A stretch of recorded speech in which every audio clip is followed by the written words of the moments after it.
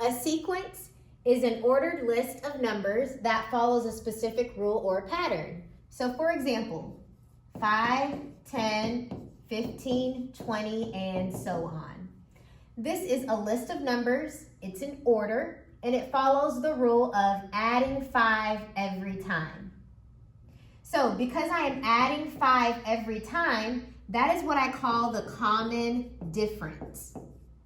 So the common difference in this case is 5.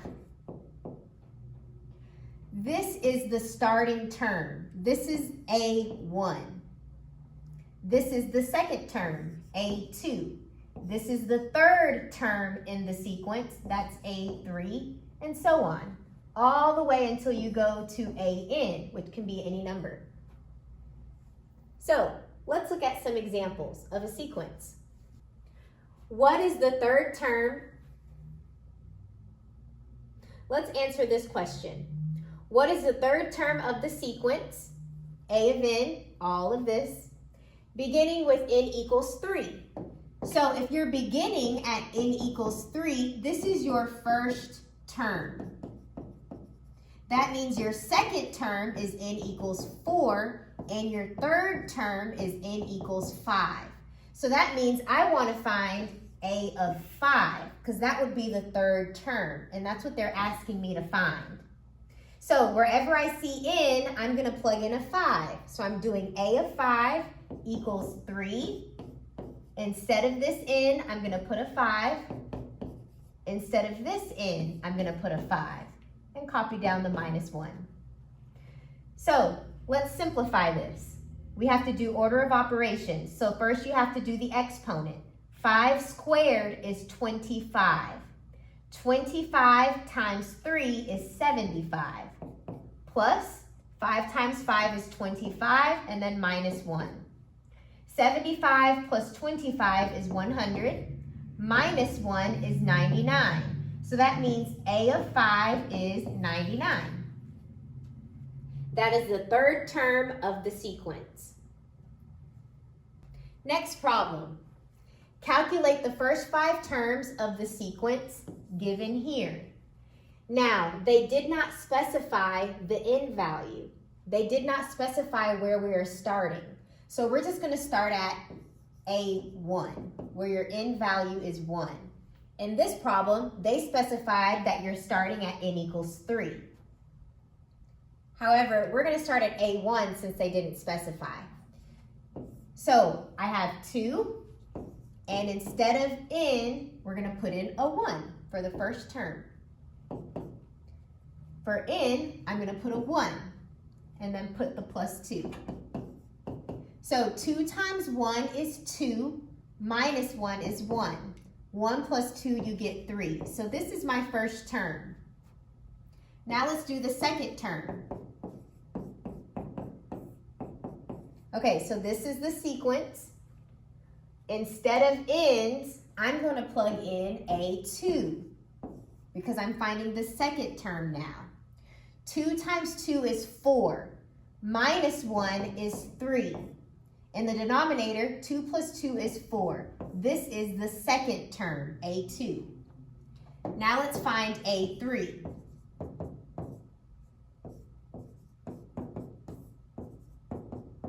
So notice, I put 3's where the n is. Now let's evaluate it.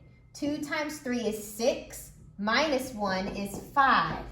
3 plus 2 is 5. So 5 divided by 5 is just 1. So your third term is 1. Now let's find the fourth term. We're going to plug in a 4 for the n value.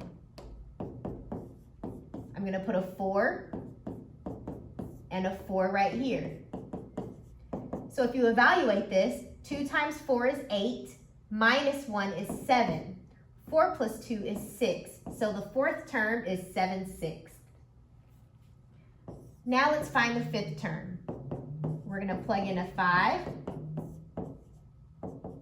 and evaluate it. 2 times 5 is 10, -1 is 9. 5 plus 2 is 7. So this is the fifth term. So the first 5 terms of my sequence is 1/3, 3/4, 1, 7/6, and 9/7. And it will keep going after that if you keep plugging in more numbers. So that is the first 5 terms of the given sequence.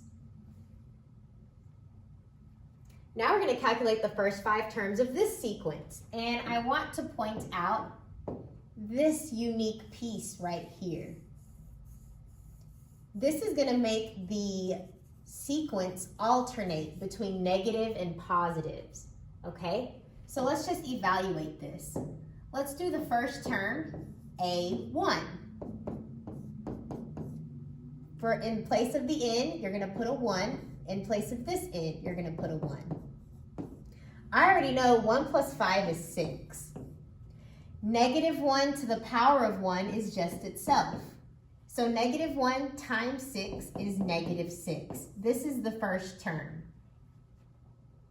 Now let's do the second term. The n is going to be a 2 now. This n is also a 2. I already know 2 plus 5 is 7.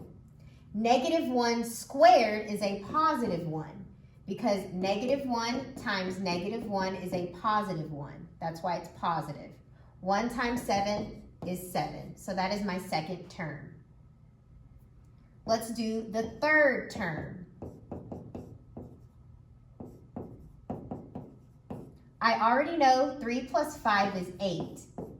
Let's evaluate negative 1 to the power of 3. That means negative 1 times negative 1 times negative 1. Well, negative 1 times negative 1, we already said, is a positive 1. And 1 times negative 1 is negative 1. So this becomes negative 1. Negative 1 times 8 is negative 8. So that is my third term. Let's find the fourth term.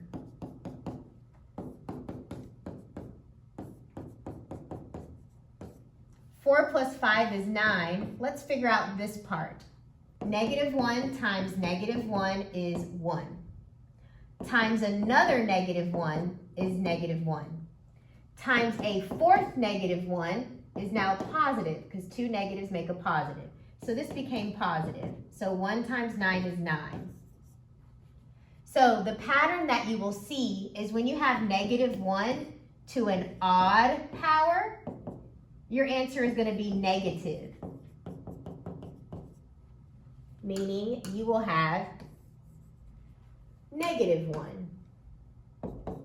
If you have negative 1 to an even power, it will be positive. So we kept getting a positive 1. Okay? So notice, when your exponent was odd, for 1, we got negative 1. For 3, we got negative 1. However, if it was even, like these, 4, we got a positive 1. For 2, we got a positive 1. Okay? So that means for this one,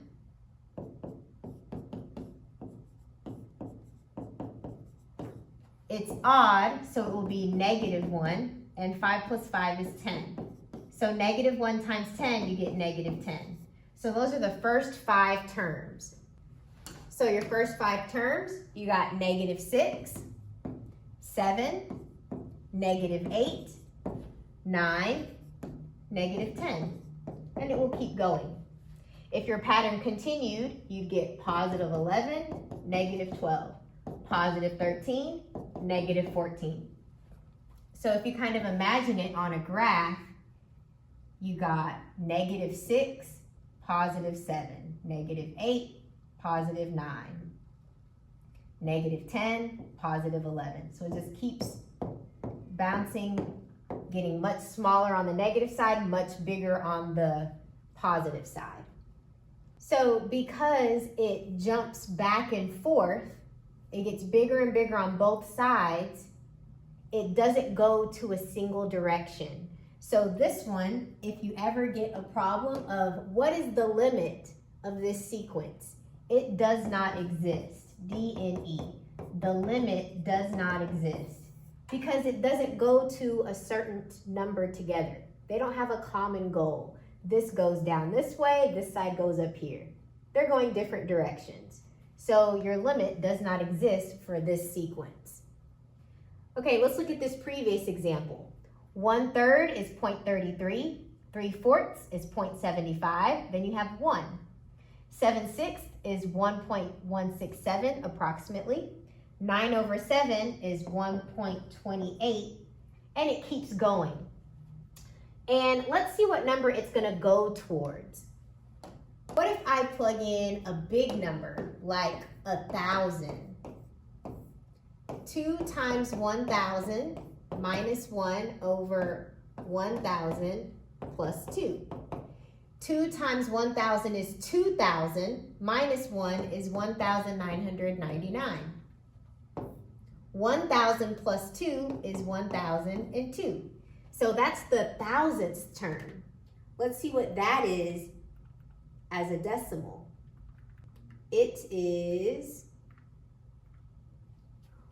1.99501. It's getting very close to 2. So as this sequence continues, it gets very close to the number 2. So we say it converges to 2. So you know that these values will converge to 2. They're getting closer and closer to 2. We call it converging to 2. And you can also tell by looking at the coefficients. When the highest power matches, so the highest power in the numerator is 1 and the power in the denominator is 1, when those match, you can just look at the coefficients. It'll tell you what it will converge to. So 2/1 is just 2, it converges to 2. Let's look at this previous example. If you keep plugging in numbers, the 5th term was 99. If you plug in a 6, 6 squared plus that, it's going to get bigger and bigger and bigger. This is eventually going to go off to infinity. This diverges. Let's find the 6th term of the sequence. So we're going to plug in a 6 for all the places where we see an N.